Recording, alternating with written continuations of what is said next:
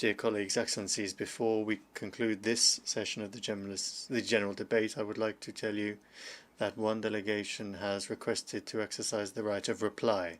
I would like to remind members that statements made in exercise of the right of reply are limited to 10 minutes for the first intervention and 5 minutes for the second intervention, and that delegations must take the floor from their seats.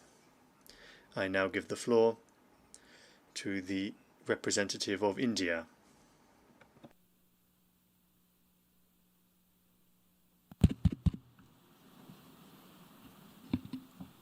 Mr. President, we exercise our right of reply to one more attempt by the leader of Pakistan to tarnish the image of this august forum by bringing in matters internal to my country and going so far as to spew falsehoods on the world stage. While such statements deserve our collective contempt and sympathy for the mindset of the person who utters falsehood repeatedly, I am taking the floor to set the record straight. Regrettably, this is not the first time the leader of Pakistan has misused platforms provided by the UN to propagate false and malicious propaganda against my country, and seeking in vain to divert the world's attention from the sad state of his country, where terrorists enjoy free pass while the lives of ordinary people, especially those belonging to the minority communities, are turned upside down. Mr. President, member states are aware that Pakistan has an established history and policy of harboring, aiding, and actively supporting terrorists. This is a country which has been globally recognized as one openly supporting, training, financing, and arming terrorists as a matter of state policy. It holds the ignoble record of hosting the largest number of terrorists proscribed by the UN Security Council. Mr. President, we marked the solemn occasion of the 20th anniversary of the 9/11 terror attacks just a few days back. The world has not forgotten that the mastermind behind that dastardly event, Osama bin Laden, got shelter in Pakistan. Pakistan leadership continues to glorify him as a martyr. Regrettably, even today, we heard the leader of Pakistan trying to justify acts of terror. Such defense of terrorism is unacceptable in the modern world.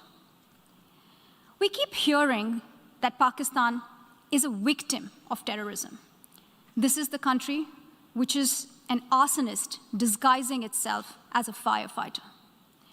Pakistan nurtures terrorists in their backyard in the hope that they will only harm their neighbors. Our region, in fact, the entire world, has suffered because of their policies. On the other hand, they are trying to cover up sectarian violence in their country as acts of terror. Mr. President, this is also the country that still holds the despicable record in our region of having executed a religious and cultural genocide against the people of what is now Bangladesh. As we mark the 50th anniversary this year of that horrid event in history, there is not even an acknowledgement, much less accountability. Today, the minorities of Pakistan, the Sikhs, the Hindus, the Christians, live in constant fear and state-sponsored suppression of their rights. This is a regime where anti-Semitism is normalized by its leadership and even justified. Dissenting voices are muzzled daily, and enforced disappearances and extrajudicial killings are well documented.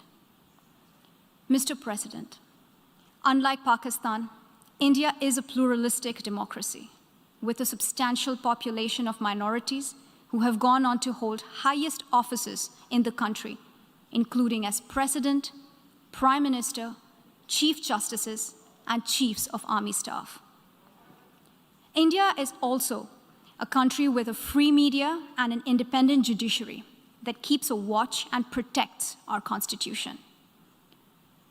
Pluralism is a concept which is very difficult to understand for Pakistan, which constitutionally prohibits its minorities from aspiring for high offices of the state. The least they could do is introspect before exposing themselves to ridicule on the world stage. Finally, Mr. President, let me reiterate here that the entire Union territories of Jammu and Kashmir and Ladakh were, are, and will always be an integral and inalienable part of India. This includes the areas that are under the illegal occupation of Pakistan. We call upon Pakistan to immediately vacate all areas under its illegal occupation. Mr. President, allow me to be categorical about India's position. We desire normal relations with all our neighbors, including Pakistan. However, it is for Pakistan to work sincerely towards creating a conducive atmosphere, including by taking credible, verifiable, and irreversible actions to not allow any territory under its control to be used for cross-border terrorism against India in any manner. I thank you, Mr. President. I thank the distinguished representative of India, and I now give the floor for 10 minutes to the distinguished representative of Pakistan.